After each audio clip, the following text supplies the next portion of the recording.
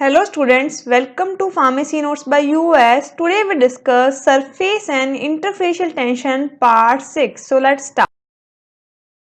तो स्टूडेंट्स अभी तक अपन ने सरफेस टेंशन के अंदर है जो कि काफ़ी सारे टॉपिक्स हैं जो कि पढ़ लिए हैं। कौन कौन से पढ़े हैं एक बार अपन जनरल ब्रीफ इंट्रोडक्शन ले लेते हैं उसका।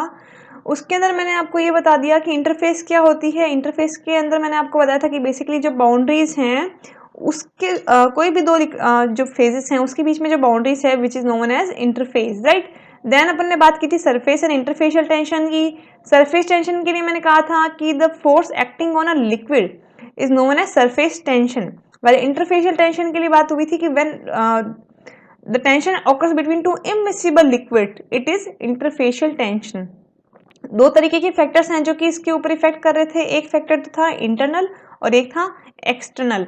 इंटरनल फैक्टर के अंदर जो बॉन्ड मॉलिक्यूल और मॉलिक्यूल के बीच में है, जो फोर्स मॉलिक्यूल और मॉलिक्यूल के बीच में लग रहे हैं, जैसे कि हाइड्रोजन बॉन्ड हो गया, दूसरे लंदन फोर्सेज हो गए, वॉन्डरवॉल फोर्सेज हो गए, उनके हिसाब से जो सरफेस टेंशन है वो लिक्विड की वेरी कर रही थी।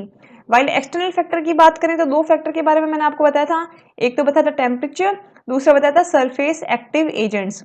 टेम्परेचर के बारे में मैंने आपको बताया था कि जैसे जैसे टेम्परेचर बढ़ता है वैसे वैसे सरफेस टेंशन है वो कम हो जाएगी। क्यों? क्योंकि काइनेटिक एनर्जी है जो बढ़ती जाएगी, और काइनेटिक एनर्जी बढ़ने के कारण क्या होगा, मॉलिक्यूल के बीच में जो बॉन्ड्स हैं वो ब्रेक होंगे, और ब्रेक होने के कारण अब उसके अंदर वो फोर्स नहीं रहेगा। तो वो फोर्स नहीं रहेगा तो कोहेसिवनेस उतनी ज्यादा नहीं हो पाएगी, तो सरफेस टेंशन भी कम हो जाएगी। वही सरफेस एक्टिव एजेंट्स की बात करें तो सरफेस एक्टिव एजेंट्स की भी मैकेनिज्म वही थी कि वो दोनों लिक्विड या दोनों जो इंटरफेसेस हैं उसके बीच में एड्जॉर्ब हो जाएंगे, और एड्जॉर्ब होने के कारण जो सरफेस टेंशन है वो कम करते हैं। फिर बात की थी अपन ने सरफेस फ्री एनर्जी की। सरफेस फ्री एनर्जी के अंदर मैंने आपको कुछ फॉर्मूलाज बताया, जिसमें ये बताया कि अगर कोई फिल्म है या कोई सरफेस टेंशन है किसी लिक्विड में और उसकी अपने को उस एरिया को बढ़ानी है, तो ऑब्वियसली अगर उसके अंदर सरफेस टेंशन अवेलेबल है तो खींचने पे उसका कुछ ना कुछ एरिया भी बढ़ेगा। तो कितना एरिया अपन बढ़ा सकते हैं जिसके कारण उसकी जो सरफेस है वो भी बढ़ जाए, और वो पूरी की पूरी डिपेंड करेगी उसकी सरफेस टेंशन पे। तो किस तरीके से अपन ये चीज़ निकालते हैं कि किसी भी लिक्विड को कितना ज़्यादा अपन स्प्रेड कर सकते हैं उसकी सरफेस टेंशन को डिनोट करते हुए। फिर काफी सारे अपन ने मेथड्स देखे, जिसमें अपन ने देखा कि कौन कौन से मेथड से अपन सरफेस एंड इंटरफेशियल टेंशन निकाल सकते हैं, जिसमें तीन इंपॉर्टेंट मेथड अपन ने पढ़े। एक मेथड अपन ने पढ़ा कैपिलरी राइज मेथड, जिसके अंदर अपन ने देखा कि कैपिलरी के अंदर किस तरीके से है जो कि लिक्विड ऊपर की तरफ चढ़ता है ड्यू टू देयर एडेसिव और कोहेसिव फोर्सेस डिफरेंसेस, और उसके आधार पे कि वो कितना चढ़ रहा है, जो भी पर्टिकुलर हाइट बनती है उसको अपन किसी फॉर्मूले में पुट करके उस लिक्विड की सरफेस टेंशन निकाल सकते हैं। दूसरा मेथड था ड्यूनोइयो रिंग। ड्यूनोइयो रिंग में इस तरीके की एक रिंग थी, अगर उसको डिटैच करके देखना था उस लिक्विड के अंदर जितना पर्टिकुलर डायल में रीडिंग आ रही थी वो उसकी सरफेस टेंशन थी। फिर अपन ने बात की थी यूजिंग स्टेग्लोमीटर। स्टेग्लोमीटर के अंदर दो पॉइंट थे, एक था according to their weight and according to their drop. इस तरीके का एक इंस्ट्रूमेंट था, और इस इंस्ट्रूमेंट के अंदर अपन उस लिक्विड को फिल करके उसकी सरफेस टेंशन है जो निकाल रहे थे यूजिंग नंबर ऑफ ड्रॉप और वेट ऑफ ड्रॉप काउंट करते हुए। तो ये आई थिंक आपको क्लियर हो चुका होगा। आज अपन बात करेंगे स्प्रेडिंग कॉफिशिएंट की। अब स्प्रेडिंग कॉफिशिएंट होता क्या है, सबसे पहले उसके बारे में बात करते हैं। तो बेसिकली अगर मैं आपको बताऊं कि स्प्रेडिंग कॉफिशिएंट है क्या, तो नाम से पता चल रहा है स्प्रेडिंग। और जैसे कि अपन सरफेस टेंशन की बात कर रहे हैं तो सरफेस टेंशन खुद क्या है, तो अगर आप खुद सोचिए कि सरफेस टेंशन अपन कहाँ पढ़ेंगे। अब जैसे कि मैंने आपको ये बता दिया कि सरफेस टेंशन में स्प्रेडिंग में अपन ने वो देख लिया कि सरफेस फ्री एनर्जी जितनी ज्यादा होगी अपन उसकी सरफेस टेंशन भी उतनी ज्यादा होगी, और उसको उतना ही ज्यादा अपन फैला सकते हैं। और वही कॉन्सेप्ट अगर अपने को इमल्शन बनाने के अंदर पता चल जाए एज ए स्प्रेडिंग, तो अपन क्या करेंगे, उन ऑयल ड्रॉपलेट्स को उतना ज्यादा फैलाने की कोशिश करेंगे कि वो वाटर सरफेस पे आसानी से है जो कि स्प्रेड हो जाए। तो इससे एडवांटेज क्या मिलेगा, सिस्टम है जो स्टेबल होना शुरू हो जाएगा, सेपरेट नहीं होगा, और जो इमिसिबिलिटी है सिस्टम के अंदर वो कम से कम आएगी। तो वो कैसे पता लगाया जा सकता है, और उसको पता लगा के किस तरीके से अपन जो स्प्रेडिंग है किसी सिस्टम की वो बढ़ा सकते हैं। साथ ही साथ स्प्रेडिंग किस पे डिपेंड करता है, ये चीजें भी हैं जो कि अपन स्प्रेडिंग कॉफिशिएंट में पढ़ेंगे। स्प्रेडिंग कॉफिशिएंट की अगर बात करूं तो when a substance such as oleic acid is placed on the surface of water, it will spread as a film if the force of adhesion is greater than force of cohesion.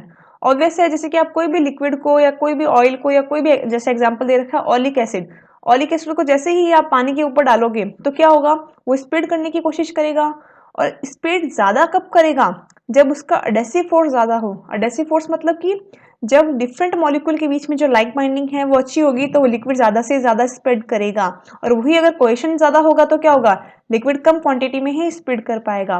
तो अपन कैसे पता लगाएं कि किसी system का cohesive and adhesive force किसी दूसरे face के साथ कितना है और उसको किस तरीके से बढ़ाया जा सकता है, वो अपन सारा का सारा है जो कि स्प्रेडिंग कोफिशिएंट में पता करेंगे। वन बाय वन बात करूं तो जो स्प्रेडिंग कोफिशिएंट है बेसिकली, अब बहुत सारे डिफरेंट लिक्विड्स होते हैं और बहुत सारी फेजेस होती हैं, तो हर लिक्विड किसी दूसरे लिक्विड के साथ कंप्लीटली स्प्रेड नहीं होता। कोई इनकम्प्लीटली स्प्रेड होगा तो सतह पे बिल्कुल भी नहीं चिपकेगा, कुछ पार्शली स्प्रेड होगा एंड कुछ है जो कि कंप्लीटली स्प्रेड हो जाएंगे। ये डिपेंड करता है उसके कॉन्टैक्ट एंगल पे कि वो लिक्विड है जो कि कितना कॉन्टैक्ट एंगल बना रहा है उस पर्टिकुलर फेस के साथ। बेसिकली जो स्प्रेडिंग कोफिशिएंट है उसकी एप्लीकेशन ये है कि अपन जो कोई भी क्रीम को या कोई मेडिकामेंट को अपने बॉडी पे एब्जॉर्ब करवा रहे हैं तो उसके अंदर ये पता करना कि वो लिक्विड किस तरीके से स्प्रेड हो सकता है। जैसे कि आप देखते हो, आप लोशन को अपनी बॉडी पे अप्लाई कर रहे हो तो आप लेते तो थोड़ा सा क्वांटिटी हो बट उसको बहुत एक अच्छे एरिया पे है जो कि स्प्रेड कर सकते हो, और एक कस्टमर भी यही चाहता है कि कम क्वांटिटी में मेरी बॉडी पे ज़्यादा से ज़्यादा चीज़ है जो कि अप्लाई हो जाए।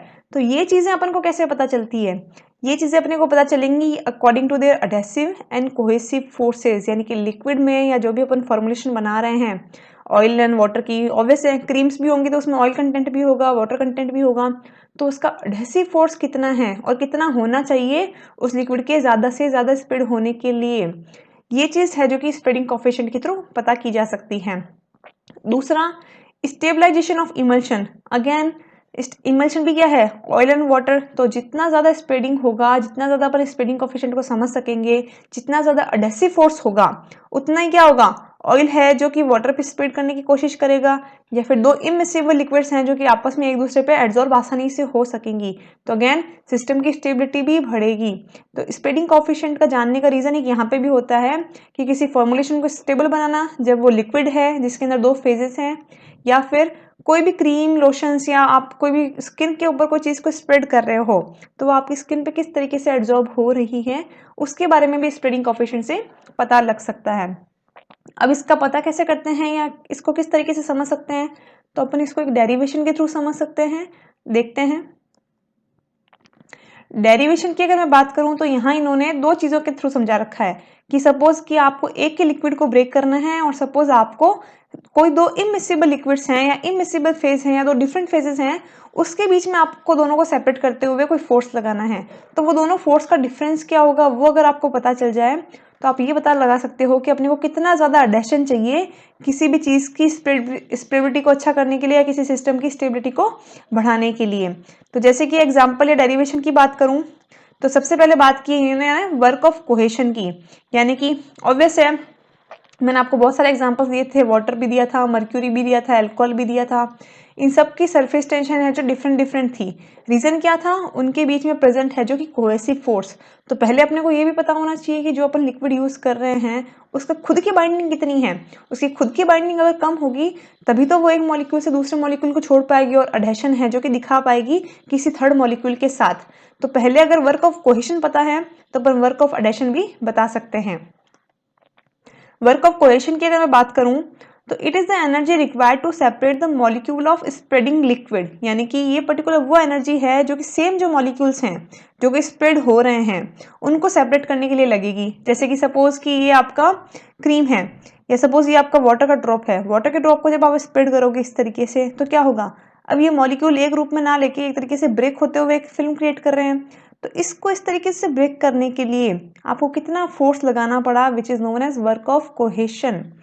No interfacial tension exist, so hypothetical cylinder divided into new surfaces.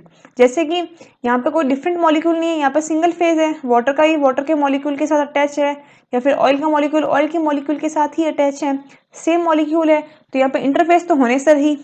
तो अब जो भी आप इसको डिवाइड कर रहे हो दो नए फेजेस के अंदर, कि सपोज अगर मानते हैं कि ये आपका वो लिक्विड है एक सिंपल फेस का, इसमें इंटरफेस तो है नहीं, सपोज ये वाटर का मॉलिक्यूल है, तो जैसे आप इसको तोड़ोगे तो इंटरफेस तो है नहीं, तो किस में टूटेगा, एक वाटर के मॉलिक्यूल में और एक वाटर के मॉलिक्यूल में।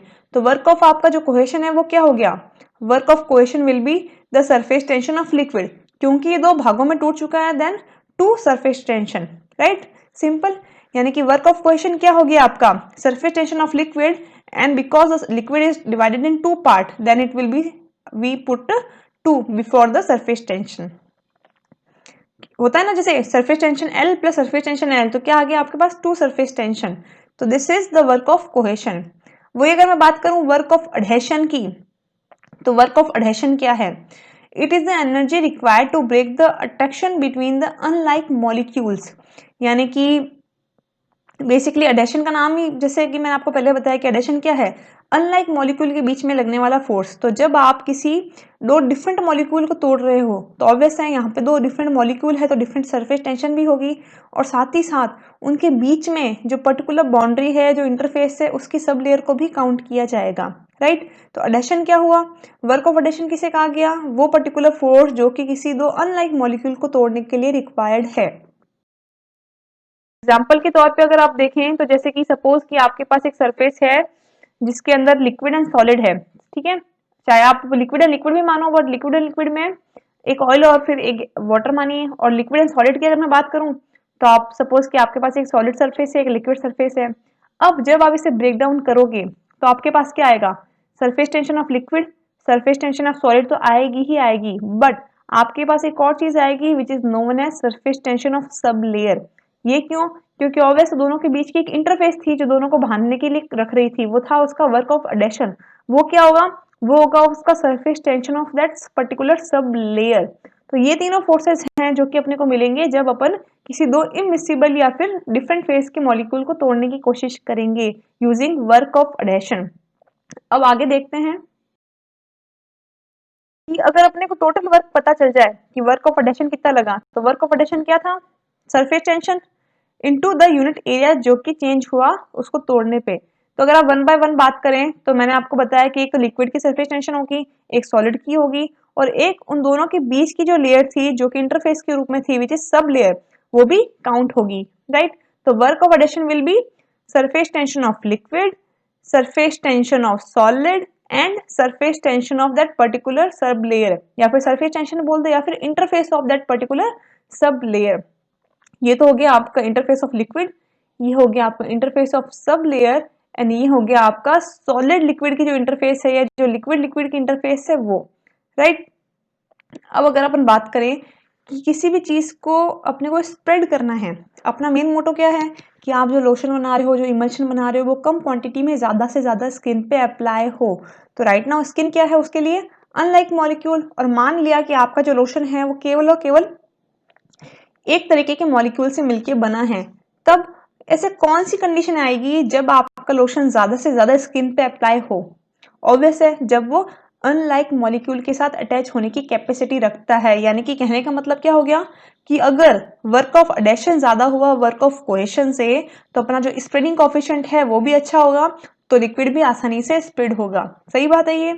तो अगर here the spreading occurs when the work of addition is greater than the work of cohesion, the term WA minus WC is known as spreading coefficient. यानी कि अगर आपका वर्क ऑफ एडिशन ज्यादा है वर्क ऑफ कोहेशन से, तो spreading होगी. सही बात है. और अपने को क्या चाहिए? स्प्रेडिंग ही चाहिए, सिस्टम को स्टेबल करने के लिए भी और सिस्टम को ज्यादा से ज्यादा स्प्रेड करने के लिए भी. तो ये चीज कब आएगी? जब अपन ज्यादा में से कम क्वांटिटी को रिड्यूस करेंगे, तब अपने पास ये पॉजिटिव के अंदर आएगा. तो अगर इक्वेशन को अपन इस तरीके से रखने की कोशिश करें तो शायद अपने को पॉजिटिव स्प्रेडिंग कोएफिशिएंट मिल जाए. जैसे कि if S is positive, S यानी कि जो स्प्रेडिंग कोएफिशिएंट है, आपने इसको S मान लिया, then S equals to WA and WB. Okay. If S is positive the oil will spread over the water surface. यानी कि जब आपका S अच्छा होगा तो आपका सिस्टम का एडेशन भी अच्छा होगा, और अगर सिस्टम का एडेशन अच्छा होगा तो क्या होगा? अनलाइक मॉलिक्यूल की जो बॉन्डिंग होगी वो भी स्ट्रॉन्ग होगी. अब अनलाइक मॉलिक्यूल चाहे सॉलिड लिक्विड हो, चाहे लिक्विड लिक्विड हो, चाहे इमल्शन हो, चाहे सस्पेंशन हो, या कोई भी डोसेस फॉर्म हो जिसमें दो फेजेस आपस में मिल रही हैं, तो वहां पे उनका जो मिलन होगा, उनकी जो लाइकेसिटी होगी वो अच्छी होगी as compare to the cohesive force. तो ऑब्वियस है वो ज्यादा से ज्यादा है जो कि स्प्रेड भी करेगा. अब जैसे अपने को वर्क ऑफ एडिशन ज्यादा चाहिए, तो फॉर्मूला क्या होगा स्प्रेडिंग का? WA minus WC. Work of cohesion से अपने को वर्क ऑफ एडिशन से वर्क ऑफ कोहेशन को घटाना है. फॉर्मूला इसको इसके अंदर रखते हुए वर्क ऑफ एडिशन क्या था? Surface tension of liquid, interface of liquid interface of सब layer and interface of solid liquid. And WC क्या था आपका? Surface tension of that liquid. Surface tension in divided in two in particular position force that mine -2 surface L, right. अब क्या आपके, अगर इसको आप सॉल्व करोगे तो आपके पास क्या आएगा? आपके पास आएगा spreading coefficient equals to surface interface of sub layer, interface of liquid और liquid and interface of liquid. क्यों? क्योंकि ये इससे है जो कि कट हो गया। आपने सीधी की सीधी इस चीज को उतार लिया। इसको उतारने के बाद अगर आप माइनस के साइन को बाहर कॉमन लें तो आपके पास क्या आएगा? Interface of sub layer minus interface of liquid plus interface of solid and liquid, right. यानी कि कहने का मतलब ये हो गया कि स्प्रेडिंग कोएफिशिएंट तब पॉजिटिव की तरफ आएगा जब आपका वर्क ऑफ एडिशन ज्यादा हो वर्क ऑफ कोहेशन से, and the last equation will be this. अब स्प्रेडिंग कोएफिशिएंट आपको ये तो पता चल गया कि आपको बढ़ाना है अगर आप एडेसिव फोर्स बढ़ा सके तो। एडेसिव फोर्स आप कैसे बढ़ा सकते हो? आपको ये चीज पता चल गई कि चीज को स्प्रेड किसके होना है? ऊपर होना है, वाटर के ऊपर। तो उसके अंदर कोई ऐसे एजेंट डाल दो जो वाटर के साथ कंपेटेबल प्रॉपर्टी के हों। वाटर की प्रॉपर्टी अपने को पता है कि वो पोलर इन नेचर होती है। तो अगर अपने को स्प्रेडिंग कोएफिशिएंट भी बढ़ाना है किसी सिस्टम का, जब अपन लोशन बना रहे हैं, जब अपन इमल्शन बना रहे हैं, तो अपन क्या करेंगे? अपन करेंगे addition of polar group. Obvious है क्योंकि वो वाटर के साथ फेवरेबल हो जाएंगे, तो अपना जो स्प्रेडिंग है वो भी बढ़ जाएगा पोलर ग्रुप डालते ही, या फिर नॉन पोलर ग्रुप का रिडक्शन करने पे, यानी कि reducing the non polar group. तो अगेन क्या होगा? वाटर के साथ जो एडिशन है, कंपेटिबिलिटी है, वो सिस्टम की बढ़ जाएगी, और जो S का मान है यानी कि जो स्प्रेडिंग कोएफिशिएंट है वो बढ़ जाएगा।